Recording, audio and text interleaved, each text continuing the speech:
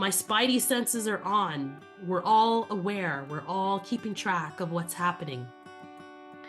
And then I felt great after I gave birth. I didn't sink into that depression like I did the first time. And things were good for the first few months. Then in the third month, I started to get that irritability and anxiety. So it's like I skipped the depression stage, Right. and then I started to get those intrusive thoughts.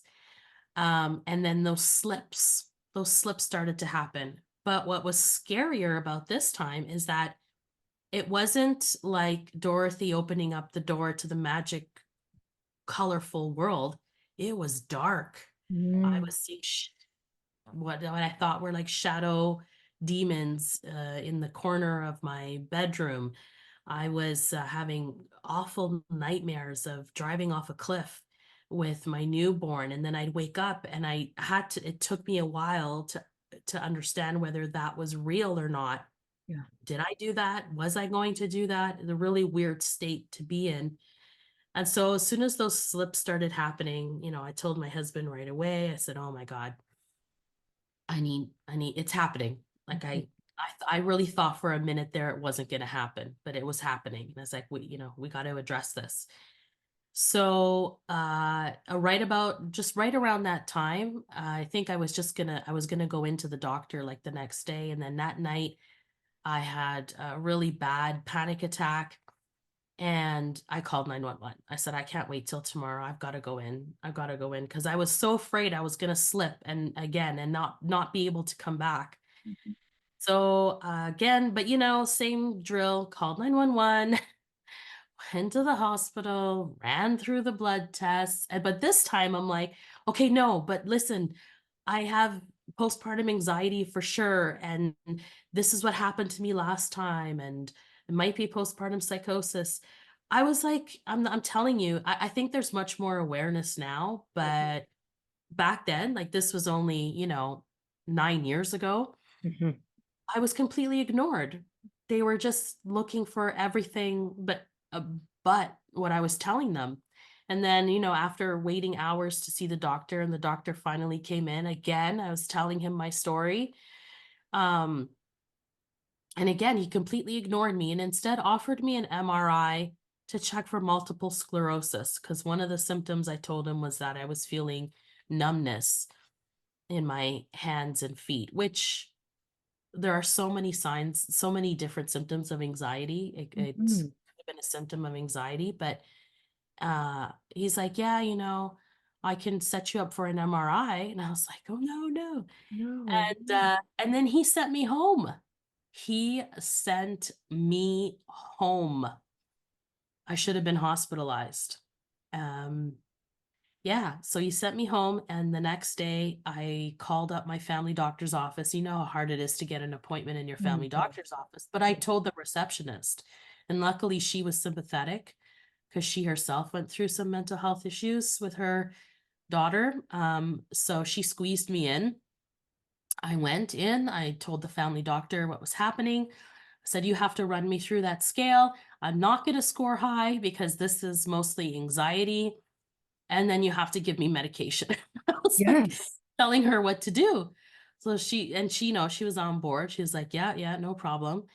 Um, I was still scared to take the medication though. On the way home, the slips kept happening and I part of me was thinking it's poison. They're trying to poison me. Like I was hanging on to Like reality. hanging on for dear life, quite seriously. Oh, Yes. so I get home and there's this whole scene of my husband and I in my room, and he's like, "Did you take the pill yet?" And I was like, "No, I didn't tell him that I was having those thoughts. I was getting really close to slipping where I just don't want to tell anybody. Right. I knew I was going to take it, but I had to fight that fear." He's like, "Just take it." I'm like, I know I'm going to take it." And I'm bawling and he's trying to like reassure me, "Remember what you went through," and reminding me. And I'm like, "Yeah, yeah, yeah. Okay, I know." And so I finally took it, started taking it every day, and started to feel a little better after a couple weeks, after a month, a little better than that, after a couple months, a lot better.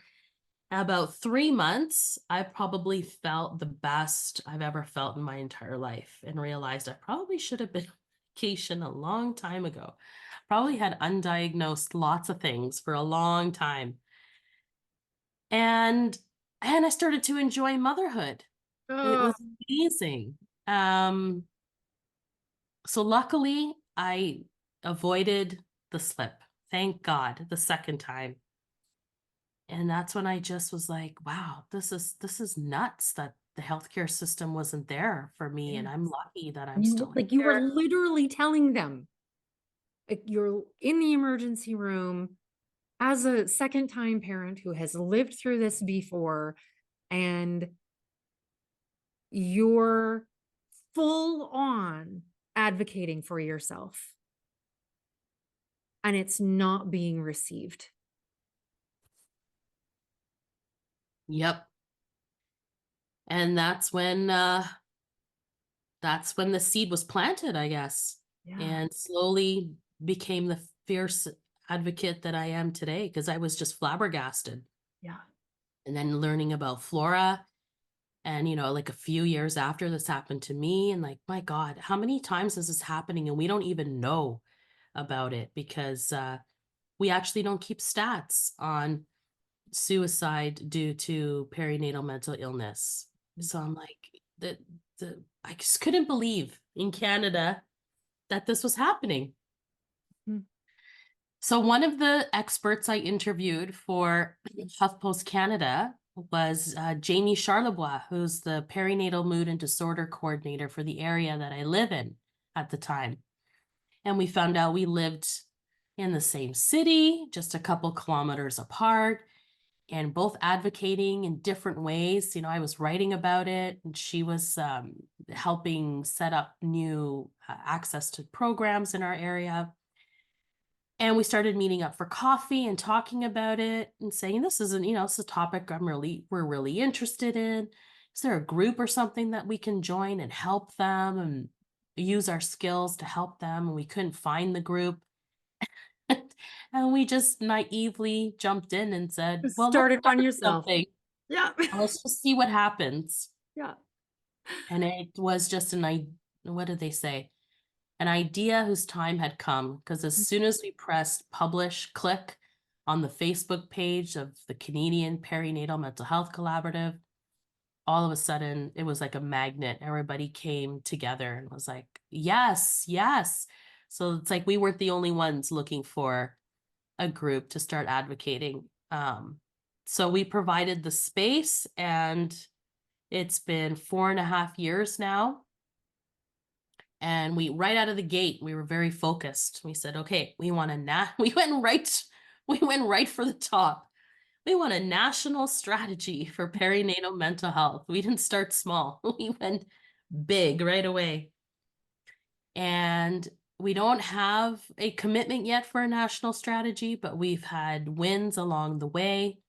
Last year at Flora's Walk, the former Minister of Mental Health and Addictions, Carolyn Bennett, announced funding for the development of Canada's first clinical perinatal mental health guidelines called the CanMat guidelines. And that's being done through Women's College Hospital. And CPMHC is part of that process. It's very rewarding. They're going to be coming out in the fall. And that's great. It's going to set the base of clinically what needs to be done for perinatal mental health, but we still need that national cohesive strategy Mm-hmm. Mm-hmm. across Canada. And so we're still going for that. Yeah. Yeah. So if someone is interested in either seeking support, or maybe they're a provider and they're listening to this, or maybe Flora's Walk kind of piques their interest, is there a central place where you have all of this information? Yes, you can go to our website, cpmhc.ca, and that's where you can sign up to join Flora's Walk, to join a chapter. We recently started chapters in every province and territory to advocate there in the provinces and territories as well as federally. You can follow us on Instagram at CPMHC. And in our link tree, you can you can sign up for our newsletter. I will get rid of this cold. And you can, many ways to join us and to advocate in your part of Canada. Probably the biggest thing they can do right now is join Flores Walk, Okay. which will be taking place the first week of May. Awesome. Okay. I will include all of those links in the show notes, and we'll supplement some of that information in the blog portion of the podcast.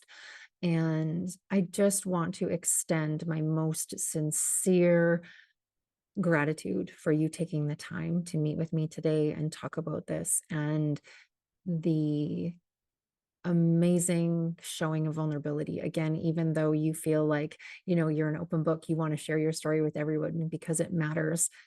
It takes vulnerability and bravery to show up in this space and to share it and to do what you do. And Canada and the landscape of perinatal mental health will be better because you're a part of it. Thank you. And I feel the same way about you and all the amazing people that I've met on this journey who come to this as well, most of them through lived experience. And that's why with Flores Walk, we see it as a way to give back to the community and help them improve timely access. So if you sign up, 75% of what you raise will either go back to your organization or an organization that you choose in your community who is helping provide a perinatal mental health program or service. So thank you. Thank you once again for allowing me to talk about perinatal mental health and for all the work that you're doing. So thank you so much. And we will see you in the next episode. And I look forward to sharing the episode once it's out and sharing all your episodes too.